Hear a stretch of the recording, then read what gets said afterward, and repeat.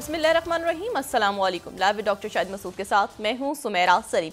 नाज़रीन, पाकिस्तान तहरीक इंसाफ को मखसूस नशिस्तें देने के मामले पर इलेक्शन कमीशन ऑफ पाकिस्तान ने वजाहत के लिए एक बार फिर सुप्रीम कोर्ट से रुजू कर लिया है, जबकि पाकिस्तान तहरीक इंसाफ ने प्रैक्टिस एंड प्रोसीजर तरमीमी ऑर्डिनेंस को सुप्रीम कोर्ट में चैलेंज कर दिया है। तो दूसरी जानिब चीफ जस्टिस ऑफ पाकिस्तान काजी फायज ईसा साहब ने सुप्रीम कोर्ट ऑफ पाकिस्तान के सीनियर तरीन जज जस्टिस मंसूर अली शाह साहब के खत का जवाब दे दिया है, जो कि 4 सफ़ाहत पर मुश्तमिल है। इसके अलावा भी दीगर मौज़ूआत पर आज हम गुफ्तगू करेंगे। स्टूडियो में हमारे साथ मौजूद हैं डॉक्टर शाहिद मसूद। अस्सलाम वालेकुम डॉक्टर साहब। वालेकुम जी, आपको भी डॉक्टर साहब, मौलाना फजल रहमान साहब की पीटीआई के वफ़द के साथ मुलाकात हुई है और दोनों सियासी जमातों ने मिलकर आईनी तरमीम का मुसव्विदा तैयार करने का फैसला किया है। देखिए अब क्या होता है, ये तो एक आईनी अदालत बनेगी, एक सुप्रीम कोर्ट अपनी जगह रहेगी, होता है कैसे होता है क्या नहीं होता। मैं इसमें थोड़ा सा मुझे इसमें उबहम है कानूनी हवाले से, तो ज़रा रुजू करते हैं जस्टिस शाइक उस्मानी साहब से। मैं ये पूछूं कि ये आईनी अदालत और सुप्रीम कोर्ट का एक बड़ा एक अहम नुक्ता है जो मुझे डिस्टर्ब कर रहा है इन दोनों अदालतों के हवाले से। जस्टिस साहब अस्सलाम वालेकुम। वालेकुम सलाम डॉक्टर साहब। जस्टिस साहब, पहले तो मुझे ये बताइएगा कि जो आईनी अदालत अगर बन जाती है तो वो आईनी मामलात को देखा करेगी। देखिए, ये आईनी अदालत कोई नई चीज नहीं है, ये ठीक है, बहुत मुल्कों में रिवाज है, बल्कि नाफिज है। ठीक है, खास तौर से यूरोपियन मुल्कों में तो हर जगह आईनी अदालत है। बिल्कुल ठीक है।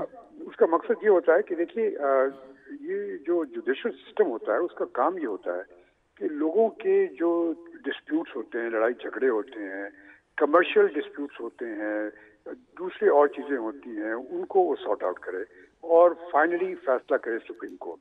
ये इसका मकसद होता है। लेकिन हुआ ये है कि ख़ास तौर से हमारे जैसे मुल्कों में और इस तरह के और बहुत से मुल्क जहाँ पे कि पॉलिटिकल सिस्टम इतना डेवलप नहीं हुआ और लोगों के जो पॉलिटिशियंस की जो वो है एथिक्स जो है वो इतनी स्ट्रांग नहीं है, तो उसकी वजह से ये होता है कि ये लोग आपस में लड़ते झगड़ते हैं और एक दूसरे को नीचा दिखाने के लिए सीधा सीधा कोर्ट में पहुंच जाते हैं। सियासी मामलात अदालत में चले जाते हैं। हाँ, जी, वो चले जाते हैं, कोर्ट में चले जाते हैं। चूंकि उनका असर रसूख होता है तो वो इधर से बातचीत करके केसेस को दूसरी दिन लगवा लेते हैं।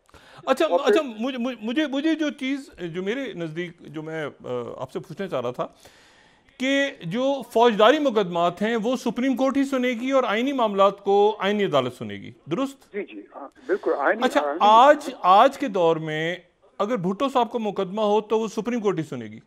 नहीं, भुट्टो साहब का जो मुकदमा था वो तो क्रिमिनल केस था। अच्छा, तो वो नहीं सुप्रीम कोर्ट सुनेगी ना, आईनी अदालत नहीं सुनेगी? बिल्कुल, वो सुप्रीम कोर्ट सुनेगी। अच्छा, और अगर यूसुफ रजा गिलानी साहब से कहना हो कि स्विट्जरलैंड खत लिखें तो वो भी सुप्रीम कोर्ट सुनेगी, आईनी अदालत नहीं सुनेगी? वो भी सुप्रीम कोर्ट सुनेगी, बिल्कुल। और पनामा केस आ जाए और ये स्कैंडल्स आ जाएं तो ये भी सुप्रीम कोर्ट ही सुनेगी, आईनी अदालत नहीं सुनेगी? जी हाँ, बिल्कुल। और 190 मिलियन पाउंड का केस भी सुप्रीम कोर्ट सुनेगी?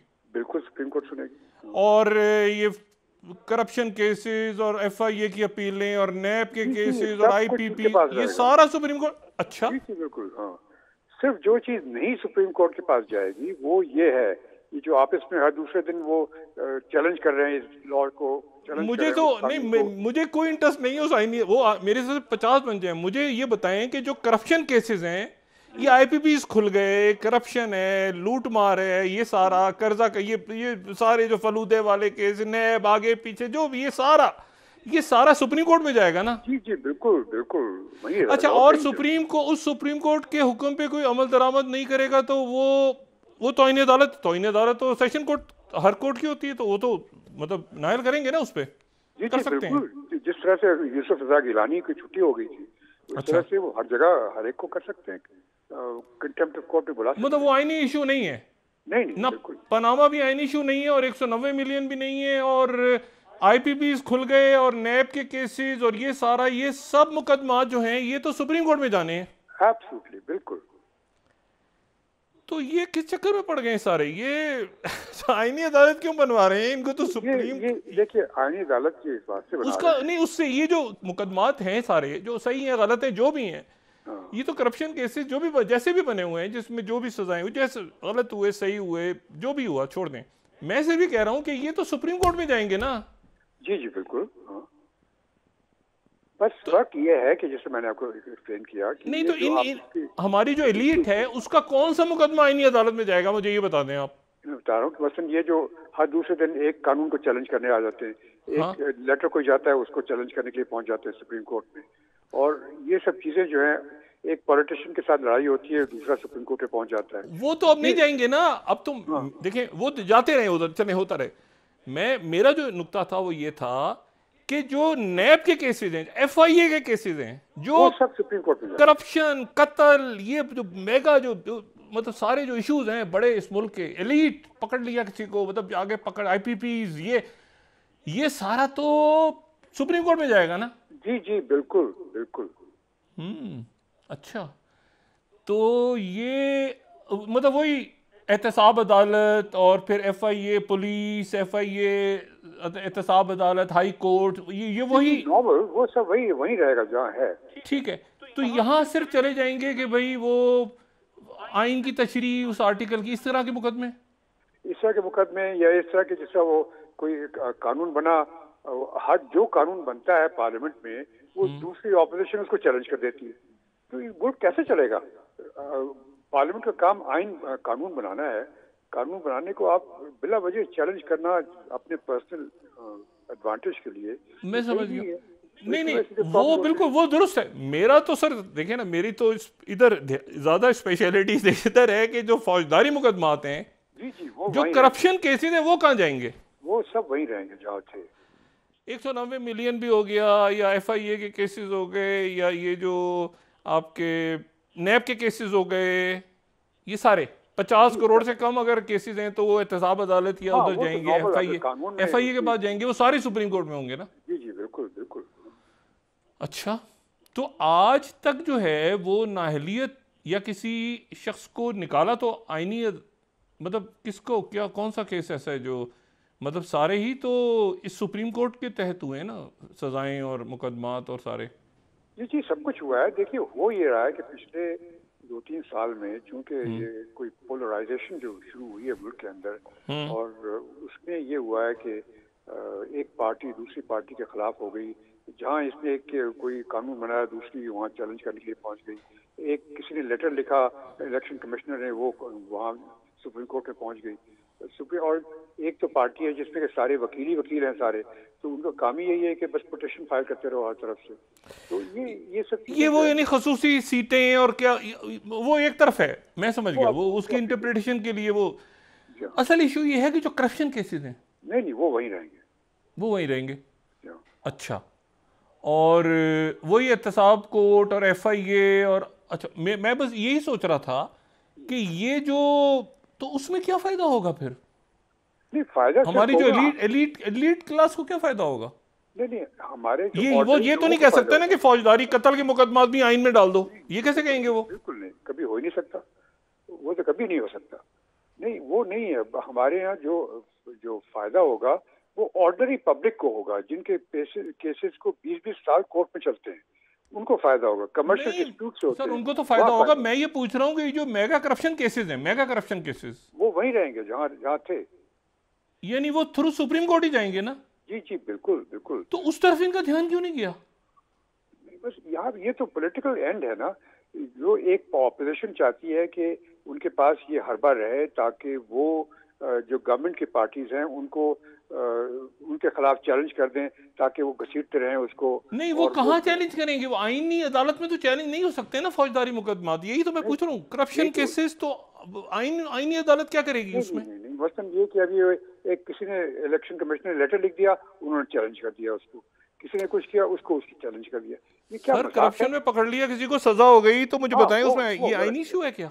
वो अलग चीज है। वो करप्शन में किसी को सजा होगी तो वो नॉर्मल तरीके से केस चलेगा जैसा चलना चाहिए इसको। तो ये हमारी जो एलीट है उसके जहन में ये बात नहीं है कि आईनी अदालत को होने को फायदा नहीं होगा कोई खास? ये सही, देखिए आईनी अदालत का जो कॉन्सेप्ट है वो इस वास्ते लाया जा रहा है क्योंकि ये रोज जो सुप्रीम कोर्ट के अंदर पिछले 2 साल से हम देख रहे हैं, दूसरे दिन सुप्रीम कोर्ट के पास पहुंचे होते हैं लोग, लाइन लगा के खड़े होते हैं कि जी इसने ये कहा, उसने वो कहा, इसने क्यों कहा, कैसे कहा। तो ये चीजें, इन चीजों को रोकने के लिए उन्होंने ये इंट्रोड्यूस करने की कोशिश की है और ताकि ये दूसरी चीजें जो है वो अपनी जगह चलेंगी, वो तो कभी नहीं खत्म होगी, क्योंकि नहीं तो फिर तो उस अदालत सुप्रीम कोर्ट की अहमियत ही ज्यादा होगी ना। जी जी बिल्कुल रहेगी, बिल्कुल रहेगी। क्योंकि जितने भी माजी में सही या गलत करप्शन केसेस बने हैं और जिसमें ये आईएमएफ का प्रोग्राम आने के बाद तो खास तौर पे मेरी दिलचस्पी ज़्यादा इसमें बढ़ गई है, इस मुल्क के ज़ाहिर है करोड़ों लोगों की तरह यकीनन जो चाहते हैं कि ये जो एलीट कैप्चर है और ये जो बाकी सारे मामलात हैं ये जो हैं ये किसी मंतकी अंजाम तक पहुँचे और इनसे जो मतलब है कि पॉलिटिकल साइड पॉलिटिकल केसेस ना हो, बाकी करप्शन इनको, ये जो हमारी एलीट है इसको फिर ये अभी वक्ती तौर पे सीटें इधर चली गई उधर चली गई, एक बन गई आईनी अदालत, एक उधर कोई भी जज साहब चले गए, ये तो एक तो बड़ा सुपरफिशियल सा इनके लिए मामला। असल मामला तो वो है जो जो जिनमें ये फंसे हुए हैं सारे एलीट, हमारी सारी सियासी और गैर सियासी। जी जी वो तो अपनी जगह, वो तो बैकग्राउंड में हो गई ना आजकल, आजकल हो गई, लेकिन वो असल तो वो है ना मामला। जी बिल्कुल। और वो जो करना चाहती है गवर्नमेंट, वो ये मेरे ख्याल में कि वो ये करना चाहती है कि कम से कम ये जो मामला जो हैं ये अलग हो जाएं और जो नॉर्मल केसेस चलते हैं वो चलते रहेंगे, उनको तो कोई वो नॉर्मल कहाँ है, वो तो अरबों खरबों रुपए की करप्शन की केस है, चाहे जो भी हो, चाहे खरबों की हो, किसी की भी हो, लेकिन वो एक नॉर्मल पैटर्न है। नहीं जिनको ये सर मैं नाम लिए बगैर जिनको ये चाहते हैं कि ये मतलब जिनकी तरफ झुकाव है फर्ज करें अगर इनका, तो वो तो आईनी अदालत में चले जाएंगे। मेरा यही तो मुझे समझ नहीं आ रहा, तो इनके मुकदमा तो इधर ही जानी है। हाँ देखिए इसका फर्ज किया, ये जो $190 मिलियन का केस है, ठीक है, जो आप पाउंड सर पाउंड, ये अपनी जगह पे रहेगा जहाँ अच्छा। है, और सुप्रीम कोर्ट में फाइनली फैसला होगा इसका, ये नहीं जाएगा कॉन्स्टिट्यूशन कोर्ट में। अच्छा, और बाकी नैब के मेगा करप्शन और वो सारे भी सुप्रीम कोर्ट में जाएंगे, सब वहीं जाएंगे नॉर्मल तरीके से। अच्छा तो अच्छा ये तो फिर बड़ी एक इंटरेस्टिंग बात आपने बताई। तो ये जो है अगर ये बन जाती है अदालत तो सिर्फ ये मतलब इलेक्शन कब होगा, मतलब ठीक है ये भी इंपॉर्टेंट बातें हैं, लेकिन असल मामला जो है वो ये है कि मुल्क में जो मैं बात हमेशा कहता हूँ कि वो हमें करप्शन को और जराइम को अलग करना है सियासत से, तब मुल्क आके चलेगा। तो वो सारे मुकदमे उधर ही होंगे उसी तरह से, बिल्कुल वहीं रहेंगे, बल्कि और ज्यादा तेजी के साथ लगा करेंगे उधर। यही तो मकसद है, तेजी से चलेंगे। जबरदस्त जबरदस्त जबरदस्त, बहुत शुक्रिया जज साहब, thank you very much. Thank you. अब ये क्या रोल है, मतलब ये जो मुकदमात हैं नैब के, एफआईए के, आपको पता है ना 50 करोड़ से कम की जो करप्शन थी वो उनका ख्याल से सूबाई एंटी करप्शन वो एफआईए के पास जा रहे हैं। तो एफआईए तो बड़ी खतरनाक है, वो तो नैब से भी ज़्यादा, उनके पास जो है रिसोर्सेज कम है। आप एफआईए के कभी ऑफिसर से उनके मिलें, और वो तो आपको पता है पाकिस्तान में जो डीजी एफआई है वो उसका एक दूसरा उहदा भी होता है, वो इंटरपोल का भी पाकिस्तान में हेड होता है। तो एफआईए तो बड़ी ज़बरदस्त पावरफुल अदारा है। नैब पॉलिटिकल हो गया हुआ है, और वो भी उम्मीद है कि ज़रा बेहतर होगा। लेकिन ये सारे मुकदमात जो हैं फौजदारी मुकदमात, ये सारे उन्हीं अदालतों के थ्रू उसी हाई कोर्ट में और उसी सुप्रीम कोर्ट में जाएंगे। तो ये तो बड़ी इंटरेस्टिंग बात है। ये जो मामलात हमारी एलीट के फंसे हुए हैं, ये तो फंसे हुए फौजदारी मुकदमात ना, तो ये तो फिर ठीक है, और देखते हैं अभी क्या होता है कि उस अदालत के बनने से, और ये तेज हो जाएगी स्पीड इनकी, यानी रोज फिर फौजदारी मुकदमात ही लग रहे होंगे उधर। और मेगा करप्शन जाहिर है, वो जो अदालत होगी सुप्रीम कोर्ट दूसरी जो होगी उसमें मैं बिलावल साहब की बात सुन रहा था कि वो कह रहे थे कि मंसूर शाह साहब को हम चाहते हैं उधर आ जाएं और फाइज साहब उधर चले जाएं, तो फिर उधर तो रोज़ हम मतलब मेगा करप्शन ये वाला फिर उधर चलेगा ना।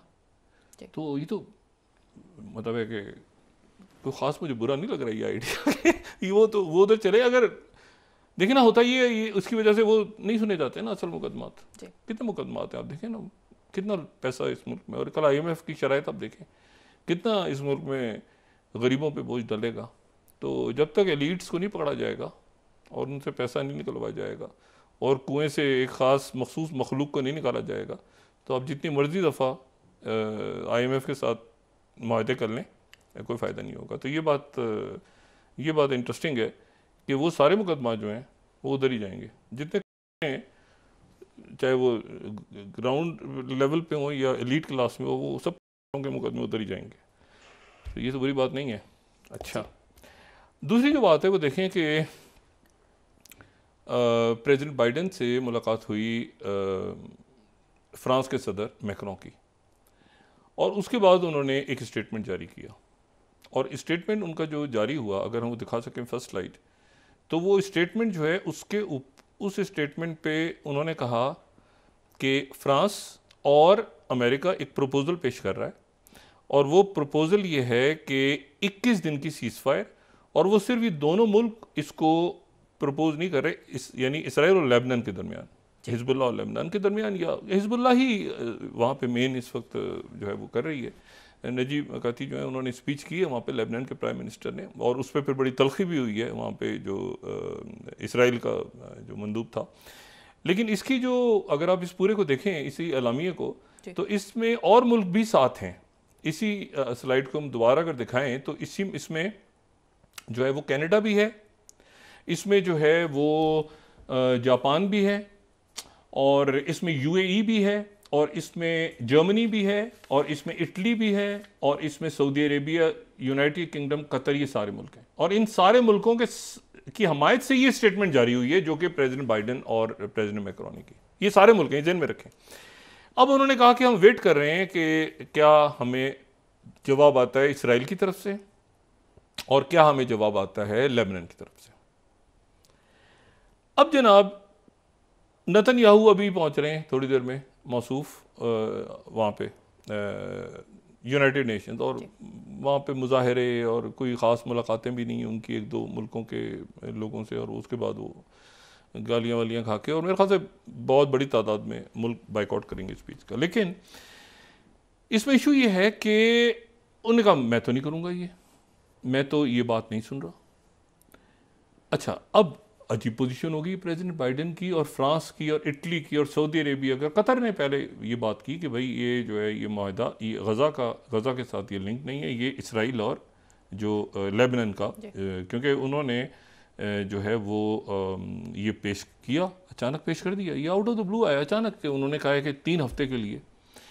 इन्होंने जनाब आगे से जहाज़ में बैठे मौसूफ, और इन्होंने जहाज़ में बैठ के ऑर्डर किया कि बैरूत पे स्ट्राइक करो, और बैरूत पे जो स्ट्राइक्स हुई उसमें 20 से 23 की फिगर आ रही है, उसमें 23 सीरियंस, जो सीरियन रेफ्यूजी बैरूत में सीरियन सिटीजन्स मौजूद थे, वो सीरिया के लोग भी जो उसमें शहीद हो गए।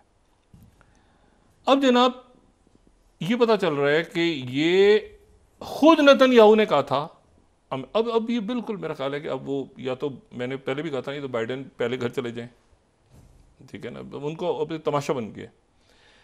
अब जनाब वो कह रहे हैं कि जी बाइडेन ने खुद कहा था, बाइडेन को खुद कहा था नेतन्याहू ने कि ये 3 हफ्ते के लिए मैं तैयार हूँ, कि तुम बात करो, मैं करवा देता हूँ, मैं रुक जाऊँगा फ़ौरन। और वो बाइडेन ने पेश कर दिया। तो बाइडेन, अब मुझे नहीं पता मैं क्या अल्फाज इस्तेमाल करूँ, नेतन्याहू ने बाइडेन से कहा कि वो मुआहिदा पेश करो, तुम अमन मुआहिदा, और मैं करूँगा। वो पेश कर दिया वो दिन और आज का दिन। फिर नेतन्याहू ने ही कहा बाइडेन को कि ये पेश कर दो 3 हफ्ते वाला। अच्छा, अब मैं क्या कोट कर रहा हूँ यहाँ पे, ये आप जरा देखें, 27 स्लाइड। ये भी प्राइम मिनिस्टर यानी नेतन्याहू का जिक्र हो रहा है, 27 स्लाइड।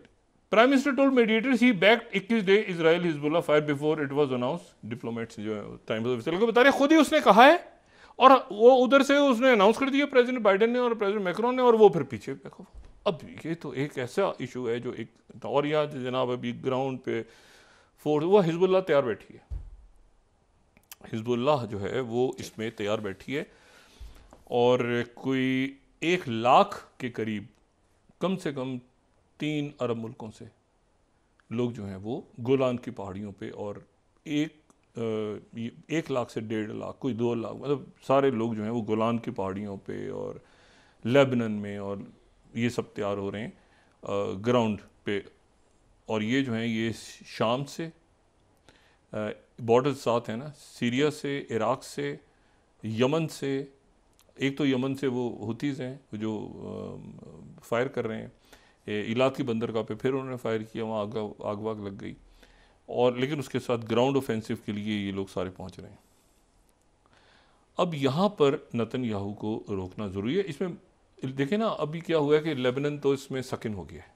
अच्छा, पहले जो 2006 में जो हुआ था ना, जब जंग हुई थी 2006 वाली, उसमें ये था कि उसमें ये मामला पहले से ख़राब हो रहे थे, क्योंकि ये 1982 में इसराइल पहली दफ़ा ग्राउंड ऑफेंसिव में घुसा था, ठीक है। तो वो जो बाहर प्रॉपरली वो एक ब्लू लाइन सी बन गई थी, तो वो कुछ जगहों पे तनाज़े था, तो यहाँ पे झड़पें हो रही थी 2006 में। उसके बाद ये हुआ कि वो हिजबुल्लाह के लोग आए, उन्होंने 2 पोस्टों पे अटैक किया और 3-4 बंदे हमारे और 2-4 को वो अगवा करके ले गए। उसके बाद फिर ये इसराइल ने जो है ये जंग इस तरह शुरू हुई थी 2006 वाली। वो 2-3 सिपाही फौजियों को ले गए थे उठा के हिजबुल्लाह वाले, और ये 34 दिन तक जंग जारी रही थी। लेकिन ये जो जंग थी 2006 वाली, ये इसलिए हुई थी कि 1982 में 1982 में इसराइल ग्राउंड ऑफेंसिव कर गया था। जो 2006 वाली जंग थी ये ग्राउंड ऑफेंसिव नहीं थी, जमीनी जंग नहीं थी, इस पे सिर्फ स्ट्राइक्स हो रही थी, मुख्तलिफ इमारतों को बम से मिसाइलों से उड़ाया जा रहा था, रॉकेट से उड़ाया जा रहा था, बम्स गिराए जा रहे थे, लेकिन जमीन पे जो है वो इसराइल की फौज दाखिल नहीं हुई 2006 में। 1982 में हो गई थी। अच्छा, 1982 में उस वक्त हुई थी जब वहां पर खाना जंगी हो रही थी, क्योंकि खाना जंगी 1975 से 1990 तक रही है। तो आप ये देखें कि 7वां साल था खाना जंगी का। तो खाना जंगी के एक मरहले पे जब ये हुआ कि मैंने कल भी बात की थी ना कि फ़लस्तीनियों के दरमियान और मैरोनाइट क्रिश्चियंस के दरमियान खाना जंगी का आगाज़ ऐसे हुआ था 1975 में। उस वक्त हिजबुल्लाह नहीं थी, तो उस वक्त जो है वो हिजबुल्लाह नहीं थी 1975 में, हरकतुल अमल थी जो और हरकतुल अमल से भी नहीं लड़ाई हुई, इनकी लड़ाई हुई थी फ़लस्तीनियों PLO से। PLO की क़यादत वहाँ पर आ गई थी। 1982 में ये हुआ कि उस पूरी और सीरिया एंटर हुआ। तो मैंने कल भी बात की थी, सीरिया शुरू में मैरोनाइट्स के साथ था कि ये मामला हल हो, किसी तरह ख़त्म हो, लेकिन फिर उसके बाद सीरिया जो है हरकतुल अमल के साथ चला गया और बाद में हिजबुल्लाह के साथ। अब ये हुआ कि वो इसी खाना जंगी के दौरान, क्योंकि खाना जंगी 82 से लेकर 90 तक चली है, तो 82 में 75 से 90 तक जी, ठीक है ना, ये उसकी ड्यूरेशन है, 15 साल खाना जंगी। अब इसमें दरमियान में 1982 आता है जिसमें इसराइल की फौज घुस जाती है, और इसराइल की फौज को सपोर्ट कर रहे हैं मैरोनाइट्स।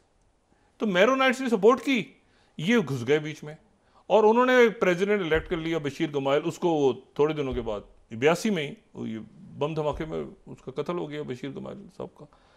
वो बम धमाके में कत्ल हो गया। उसके बाद ये बैरक्स पे अटैक्स, इधर उधर ये सारे, और उसके बाद ये विड्रॉल हुआ, इसराइल की फौजों का विड्रॉल हुआ, मुकम्मल नहीं हुआ, कंप्लीट नहीं हुआ। तो वो जगह रह गई जो शिबा फार्म्स, और वो जगह है जिसके ऊपर अभी तक डिस्प्यूट है, जहाँ ब्लू लाइन बन गई, जहाँ ब्लू लाइन बन गई। अमेरिकन ट्रूप्स भी आ गई, पीस कीपर्स आ गए, बाकी भी फ्रांस की आ गए, वो बैरिक्स पे अटैक, ये सारा कुछ ये 82 में हुआ, लेकिन ये खाना जंगी के बीच में हुआ। इसी दौरान जो है वो हिजबुल्लाह भी बन गई वहाँ पे सारे। अब इशू ये है कि वो ये पहले दोनों कह रहे हैं ना कि वो एक बंदे को जो 1982 में 83 में जो अटैक्स में बैरिक्स पे और फ्रांस के उसमें मुलविस, तो ये खाना जंगी के दरमियान में घुसा, ये सारा फटा पड़ा था ना। बाद में फिर अमेरिका नहीं, सब नहीं, इन्होंने 1990 में ये सारी सुलह वुलह करवा के सब खत्म हुआ। फिर ये ओस्लो एकॉर्ड 90 की दहाई में हुआ। बहरहाल उसके बाद ग्राउंड ऑफेंसिव नहीं हुआ। इसराइल की फौज ज़मीनी किसी आप समझे कि किसी मुल्क में इस तरह से दाखिल नहीं हुई इंडिपेंडेंटली। ये वो लेबनान भी नहीं है, ना ये लेबनान जो है ये 2006 वाला है, ना ये लेबनान जो है ये 1980-82 वाला है, क्योंकि उस वक्त खाना जंगी हो रही थी। उस वक्त खाना जंगी थी जहां मैरोनाइट क्रिश्चियंस ने कहा था कि आप आ जाएं, बशीर गमाइल, बाकी वो जो भी था पड़ा। इशू ये था कि वहां पर खाना जंगी के बीच में इसराइल के साथ एक पार्टी चली गई, और ये भी ध्यान में रखें कि वहां पर एक शिया सुन्नी कॉन्फ्लिक्ट भी था, ठीक है ना। मतलब है कि सीरिया बाद में किसी और को सपोर्ट कर रहा था, जो अरब ममालिक हैं वो किसी और को सपोर्ट कर रहे थे, वो इतने स्ट्रॉन्ग भी नहीं थे, लेकिन एक कोल्ड वॉर चल रही थी। तो ये जैसे जैसे खाना जंगी जब ख़त्म होती है, अगर आप इस खाना जंगी की टाइमलाइन देखें जो लेबनान की खाना जंगी है, तो वो खाना जंगी उस वक्त ख़त्म हो रही है 1990 में, जब साथी बर्लिन वॉल भी गिर रही है। तो ये खाना जंगी के ख़ात्मे की तरफ जो है वो बहुत सारे फैक्टर्स थे जो उस खाना जंगी में थे उस वक्त। लेकिन ये हुआ कि वो जो मैंने आपसे पहले कहा कि वो एक खाना जंगी, उसके बाद ताइफ एग्रीमेंट हो गया जो कल भी बात की थी। दरमियान में उसके बाद 2006 में इसराइल नहीं एंटर हुआ, ये स्ट्राइक्स ही होती रही, अब भी स्ट्राइक्स हो रही हैं। लेकिन अब ये कह रहे हैं कि रिजर्व ब्रिगेड्स को बुला लो और आगे अंदर घुस जाओ, ये हम उसको गज़ा बना देंगे, ये कर देंगे, फलां कर देंगे दिमाग में। ये देखें, इशू ये है कि ये वो दुनिया नहीं है, और इसको ये ना 80 की दहाई है, वो 80 की दहाई में खाना जंगी, मैं बार बार रिपीट कर रहा हूँ, अंदर लड़ रहे थे लोग आपस में। इस वक्त चाहे वो मैरोनाइट्स हों, चाहे वो अहले तशी हों, चाहे वो सुन्नी हों, चाहे वो सारे एक थे। और जब ये ख़त्म हुआ, जब ये यानी जब ख़त्म हुआ सारी ये सिविल वॉर, ये खाना जंगी वगैरह ख़त्म हुई, तो उसमें एक शर्त ये भी थी कि लेबनान से फिर यासिर अरफात चले गए थे ट्यूनीसिया, त्यूनिस शिफ्ट हो गए, तो उसकी एक शर्त ये भी थी, और पीस कीपर्स आ गए और फिर आगे वो। लेकिन मैं इसे भी बात कहना चाह रहा हूँ कि ये जो है, ये सूरत हाल, इसमें एक अरब मुल्क को ड्रैग कर लिया है, और एक नहीं हुआ, इसके साथ सीरिया भी हो गया है, इसके साथ इराक भी हो गया है। जो अब पिछले 24 घंटों में जो लोग शहीद हुए हैं वो सीरियंस थे, इराक भी हो गया है। इसमें ये तो हो गए ना, यमन भी, ये अरब मुल्क हैं जी। ये हैं अरब लीग के मुल्क। 2 मुल्क खुद ब खुद सकिन इसमें हो जाएंगे, इजिप्ट और जॉर्डन, ठीक है, क्योंकि उधर वेस्ट बैंक के ऊपर जो मजालिम जारी हैं, फ़लस्तीनी सदर जो हैं उनकी अथॉरिटी ख़त्म हो गई है एक तरह से, वो यूनाइटेड नेशंस में मिल रहे हैं लोगों से, लेकिन वो रशिया और चाइना उनको मिलवा चुके हैं सारे, कि आपस में कोई इख्तलाफ ना हो। अब इशू ये है कि प्रेसिडेंट बाइडन, ये जो बात है ना कि उन्होंने अनाउंस कर दिया और नेतन्याहू नहीं सुन रहा, ना उनकी सुन रहा है, ना फ्रांस की सुन रहा है, ना नेतन्याहू सुन रहा है जापान की, ना सुन रहा है कनाडा की, ना सऊदी अरेबिया की, ना यूएई की, और सब ने मुश्तरका एक एलामिया जारी किया है कि 21 दिन के लिए आप सीज फायर करके मुज़ाकरात करें। तो मेरा ख्याल है अब तो एक कुछ ज़्यादा ही हो गया मामला, ठीक है ना। और जो शिद्दत थी, मतलब वो उधर से भी रॉकेट्स मार रहे हैं, इधर से मार रहे हैं, उनके लॉन्चर वॉन्चर, उनका पैरेलल सिस्टम तैयार हो गया।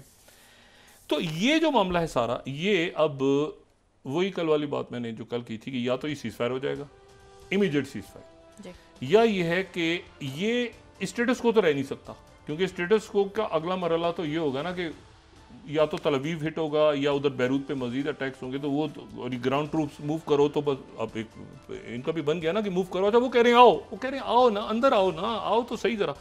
गुरिल्ला वॉरफेयर का अभी इनको गजा नहीं काबू आया, ठीक है ना। भूल जाए यहाँ बैरूत और सीरिया और उधर इराक, और वो ये 7 फ्रंट्स वॉर है बकौल इसराइल के खुद। अगर हम नक्शा दिखा सकें, इसराइल खुद ये कहता है कि ये 7 महाजों पे हमारी जंग है। एक महाज जो है वो लेबनान है, एक महाज हमारा जो है वो गजा है, एक महाज हमारा जो है ये एक तरफ से आ रहा है, एक दूसरा है, ये 7 मुल्क है, ईरान से भी है, सीरिया से भी हो रहा है, इधर से भी हो रहा है। तो ये जब खुद इसको कह रहे हैं कि ये 7 महाजों से ये हो रहा है मामला, और इससे आपका ख्याल है टर्की इससे अलग रहेगा? आपका ख्याल है कि ईरान, देखिए ना, अरब मुल्कों को छोड़ दें, 2 नॉन अरब मुल्क हैं, वो क्या अलग रहेंगे इससे? इस पूरे, यानी 2 मजबूत फ़लस्तीनियों के साथ जो मुल्क खड़े हैं वो तो नॉन अरब हैं, इराक और टर्की, और बाकी अरब लीग के मेंबर्स हैं, और बाकी तो और पूरा यूरोप साथ खड़ा हुआ है और बाकी दुनिया साथ खड़ी है। ज़ेलेंस्की को ठेंगा दिखा दिया कि आपने असला इस्तेमाल नहीं करना। वो उधर जो है वो प्रेसिडेंट पुतिन ने कहा है कि जो है हम अपनी न्यूक्लियर डॉक्ट्रिन को रिवाइज करने लगे हैं, और कल हम इसका फाइनल ऐलान करेंगे। आज लेकिन पैसे वगैरह उनके लिए अनाउंस हो गए हैं, $5.5 अरब शायद। आज मीटिंग है ज़ेलेंस्की की बाइडन से, लेकिन वो जो असला है वो डीप इनसाइड रशिया, वो इस्तेमाल करने की इजाज़त नहीं दी जाएगी। आईनी अदालत क्यों बन रही है? अगर सारे करप्शन के और मेगा करप्शन के मुकदमात ने, फौजदारी केसेस ने उधर ही जाना है, तो उसका एलीट को क्या फ़ायदा होगा कि अपना मथापोड़ी कर रहे हैं? असल तो वो मामलात हैं सारे। जी, ब्रेक के बाद डिस्कस करते हैं सर। ये क्यों नहीं इनके जहन में आया? अब आ जाना चाहिए जी। मुझे एक 17वां 18वां मुसव्वदा भी तैयार करना चाहिए कि आईनी अदालत ही जो है, जराइम भी आइन के तहत ही होते हैं इस तरह का कोई बात। लेकिन बड़ी अजीब सी बात है कि ये बात इनके जहन में नहीं आई। जी जी, नाज़रीन वापस आते हैं एक छोटे से ब्रेक के बाद।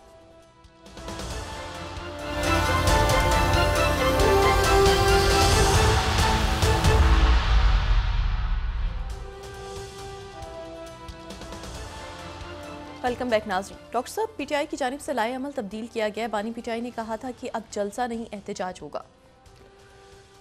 देखते हैं क्या होता है। अभी तो सिस्टम फंसा हुआ है ना, अभी तो ये लड़खड़ाता हुआ। अब देखिए ना, कितनी अजीब सी बात है कि अभी कल मैं बात सुन रहा था बिलावल साहब की, भुट्टो साहब को, जो जब उनको सजा, ये पूरी दुनिया में ये इसके ऊपर एक कंसेंसस है कि वो एक अदालती कत्ल था, ठीक है।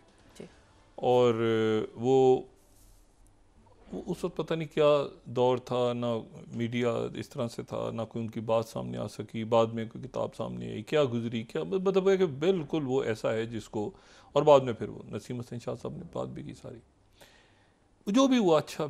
इसी तरह से जैसे गिलानी साहब का वाक़या है, या ये है कि पनामा के वाक़यात हैं, और बहुत सारे मामला हैं, नैब के और नहलियाँ और अहलियाँ और ये अहलियत और ये सारे, तो ये सारे मामला तो सुप्रीम कोर्ट में रहेंगे,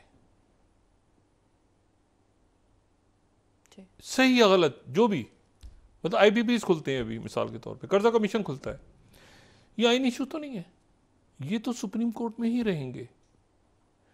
और कोई भी मुकदमा अगर दोबारा, इवन ये जो मियाँ साहब की वापसी हुई है या बाकी सारे मामला हैं जो भी हैं, तो पहले जो तो सुप्रीम कोर्ट में ही हुआ ना, सही गलत उसको छोड़ दें आप, उस पर आप रहने देंगे, उसके ऊपर आर्गूमेंट करें, वो सुप्रीम कोर्ट में रहेंगे। आईनी अदालत जो है उसमें तो ये मामला आते हैं ना अभी के, कि किसकी सीटें किधर हैं, क्या तरमीम हो गई नहीं हुई, क्या वो, उससे मैं ये नहीं समझ पाया। शायद उस्मानी साहब से भी मेरी बात हुई और मैंने उनको शो में इसीलिए लिया, और मैं वैसे भी ये बात जो है बार कि जो मेगा करप्शन है, ये कत्लो गारत है, ये जो दहशत जो भी है CRP, वो तो फिर उधर ही जाना है उन्होंने, जो एलीट फंसी हुई है। तो मुझे बताएं ना कि ये तो अभी जो हुकूमत में है वो हुकूमत में, उस हुकूमत से बाहर निकल के उसका इनसे क्या ताल्लुक, वो तो फिर CRPC केसेस खुलेंगे ना सारे, और अभी भी खुले हुए हैं, वो तो फौजदारी मुकदमा थे। तो ये मुझे नहीं समझ में आ रहा कि आईनी, चले देखते हैं क्या होता है। फंस गया है सिस्टम, थोड़ा सा कंफ्यूज हो गया है सिस्टम खुद भी, मुझे लगता है कि क्या करना है क्या नहीं करना, चल नहीं पा रहा ना। तो ये बड़ी इंपॉर्टेंट बात है ना कि वो उन्होंने बात बिल्कुल ठीक की, मगर वो आईनी तो था ही नहीं इशू, वो तो इधर का था इशू, सुप्रीम कोर्ट का था। तो वो अगर मुल्क में क्योंकि गैर जमहूरी, खुदा ना खास्ता गैर जमहूरी इकदाम हुआ, तो वो जो आईनी कोर्ट बनी होगी वो उसके खिलाफ खड़े हो जाएगी वो। अच्छा ऐसा होगा क्या? मतलब है, बहरहाल देखते हैं।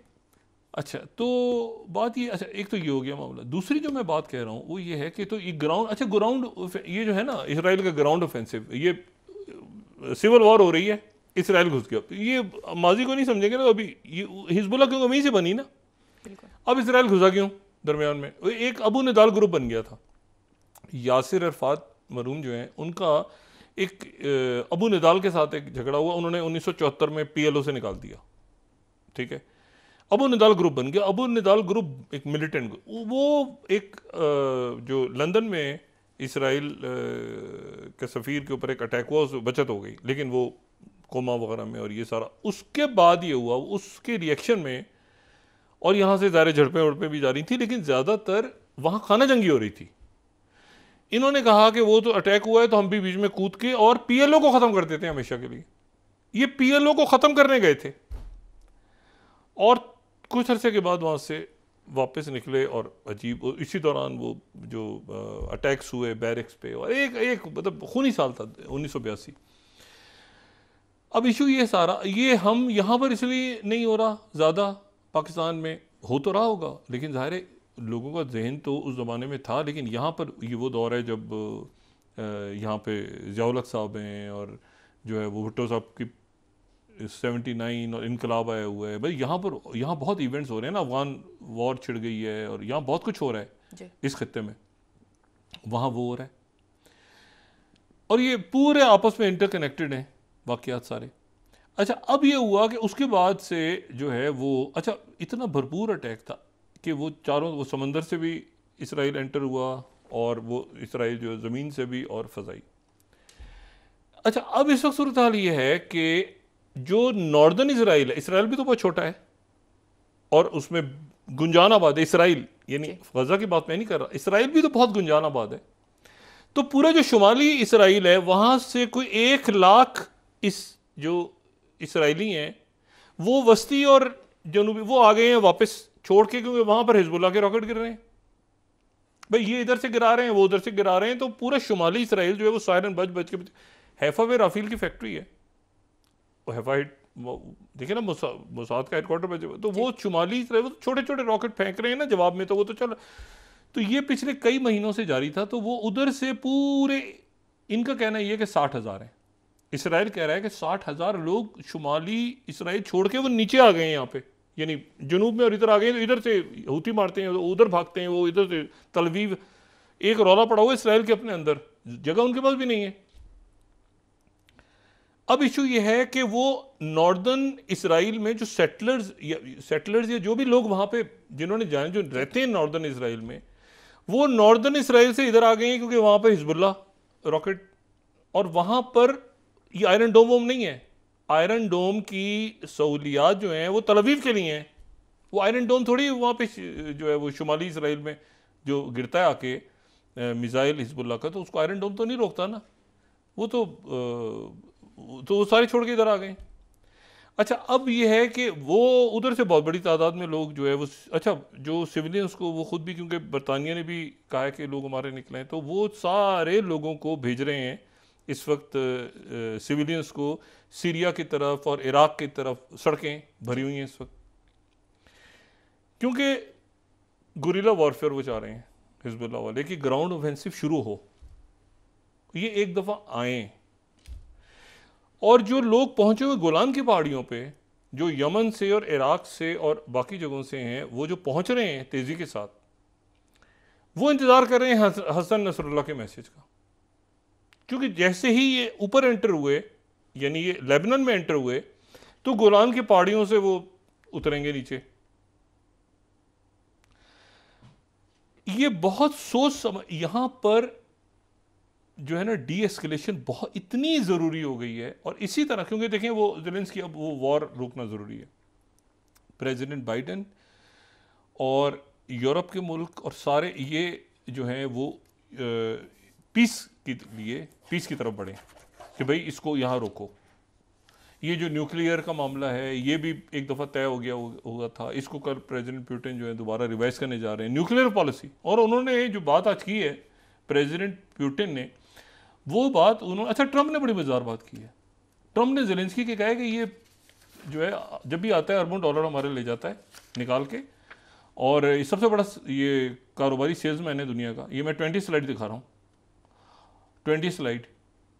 और वो कहते हैं कि ये फोर्ब्स के, वो कहते हैं कि ये ज़ेलेंस्की आता है ग्रेटेस्ट सेल्समैन, पैसे लेने आता है, अमेरिका पैसे लेके चला जाता है। और फिर साथ ही एक और जुमला ट्रंप ने कहा जो बहुत पसंद आया है रशियंस को, तो इसे रशियंस ने उसकी लीड लगाई है, वो ये है 21st।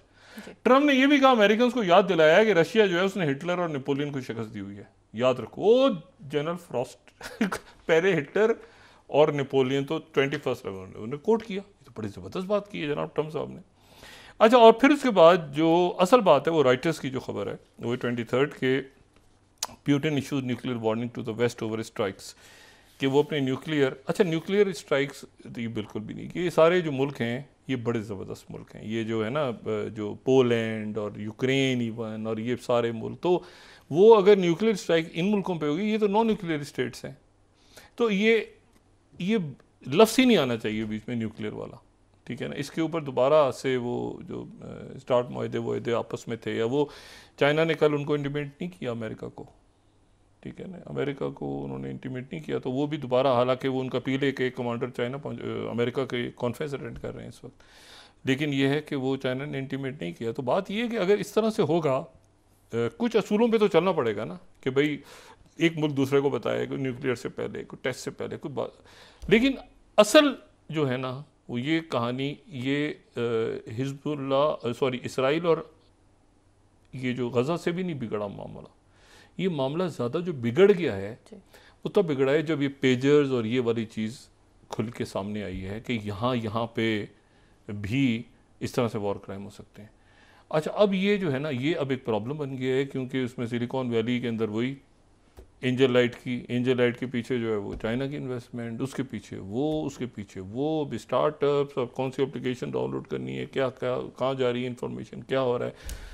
तो ये इतनी हम एक कॉम्प्लेक्स दुनिया में रह रहे हैं इस वक्त, जो मैंने उस दिन भी बात की थी कि वॉरफेयर भी तब्दील हो गया है, और इसमें, और ये हम कोविड से ही नहीं निकले अभी तक कोविड के बाद की इकॉनमी जो रिसेशन और आगे प्रॉब्लम्स है, जॉब्स कितनी जाएंगी इस साल आगे, मतलब ये इस वक्त जो है ये जंगों की तरफ जाना जो है ये इतना ख़तरनाक है।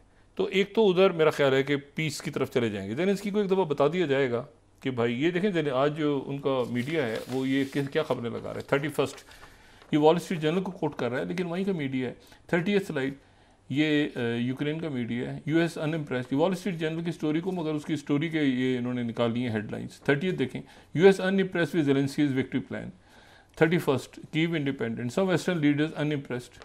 अच्छा, और Kyiv Post Wall Street Journal, White House question Zelensky's victory plan, side of strategy beyond weapons request. तो बात ये है कि वो प्रेसिडेंट बाइडेन भी इसको उनको चाहिए कि इसको फौरी तौर पे इसको डीएस्केलेट करें, और ये नेतन्याहू को तो बिल्कुल ही एक्सलेशन से रोकें कि रीजनल वॉर हो या फर्दर आगे किसी भी तरह से हो, और ये पीस एग्रीमेंट जो 3 हफ्ते को जो कह रहे हैं कि खुद ये मुझे नहीं समझ में आता अमेरिकन से। मतलब नेतन्याहू ने उनसे कहा कि आप ऐलान करें, मैं मान जाऊंगा। उन सब ने मिलकर ऐलान कर दिया, कई मुल्कों ने, कनाडा वो आगे उन्होंने कहा हमारा भी नाम डाल दो, हमारा भी डाल दो, हमारा भी डाल दो, सबने नाम अपने डलवा दिए। वो कह रहा है कि मैं तो करूँगा। और बाद में खबर आ रही है कि वो तो इसने नेतन्याहू ने खुद कहा था कि बस मैं कर दूँगा, आप मुझसे गुजारिश करें मैं करता हूँ सीज़ फायर दोबारा। उन्होंने गुजारिश की।